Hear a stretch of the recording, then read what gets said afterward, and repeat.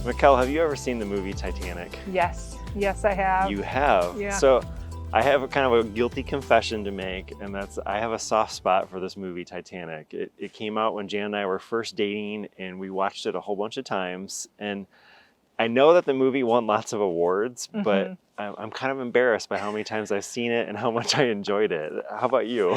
So it came out when I was 12. Okay. But I watched it like 4 times in the theater. Like I remember going back over 4 and times 4 in the times. theater. Yes. And then I also remember going to sleepovers with my friends, and like it was so long, there was a 2-pack for the VHS.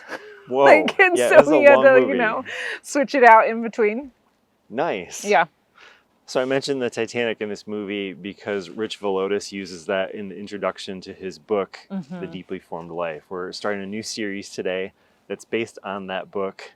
And in talking about the Titanic, he mentions that there's this stark contrast between the decks of the Titanic. So you have these upper decks where all of the rich people, all the rich passengers are traveling, and it's just amazing. It's gorgeous, it's opulent. And then you have the lower decks of the Titanic where the more common person, probably the poorer person, is and it's just much more utilitarian. I mean, maybe still nice because the Titanic was new, but there's this huge contrast between the upper and the lower decks. Now, the Titanic, of course, is well known for its maiden voyage. Spoiler alert. They hit an iceberg, the ship sinks, and eventually it didn't matter which deck you were on, the upper or lower deck, everyone was impacted by the flood of water that came in and the boat sinking. Yeah.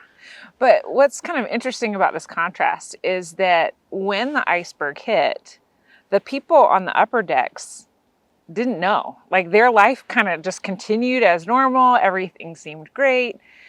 But the people on the lower decks were impacted by this immediately.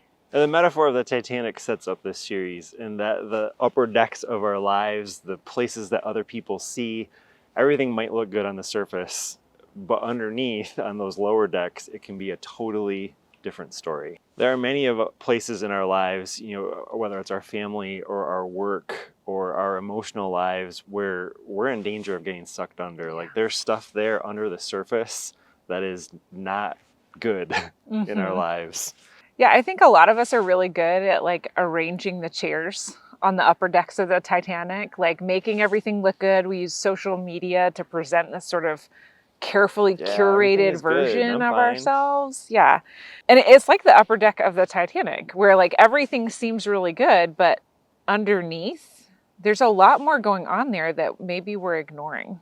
Like topside, we can look like everything is successful. We've got everything under control. And then underneath, maybe we're wrestling with anxiety, maybe addictions, other kinds of things like that. Yeah. Very often in our lives, things are not as they appear. So it's in the lower decks really where our lives are formed. And this is where the Titanic and discipleship come together. Yeah. So discipleship involves being formed and made in something. And, in the case of what we're going to be talking about today, it's made and formed in the image of Jesus. Yeah. A disciple is a follower. It's someone who follows someone else's lead and example. Now, most of us don't take the time to go really deep because we've been discipled into superficiality. Yeah. We really pay attention to the things on the surface, but we ignore the things down deep. And that doesn't really cut it. Yeah. It's not good enough. It's not what God wants for us. It's not enough for us. Just going at the surface doesn't get us to all the complexity and the depth and the nuance of life that we need to be fully formed followers of Jesus. In this series, we're inviting you to go underneath the surface, to really look below to what's going on in the lower decks. And as we're leading up to Easter, we're looking forward to celebrating the resurrection of Jesus, and we want to be deeply formed by Jesus. So Jesus wants to form his life in us, not just on the surface, but through all the parts of our lives. And this is really the difference between discipleship, where it's just sort of an accessory that we have in our lives, and something that is powerful and deeply transformative. Yeah. And I want that for myself. I want that for you. I want that for everyone who's worshiping with us. Like, not just faith as an accessory, but something that really makes a difference in our lives. And that's not going to happen when we just sort of trot out our faith whenever we feel like it. Or if we sort of have a faith where Jesus is just kind of, oh, he's there, but only occasionally pay attention to him.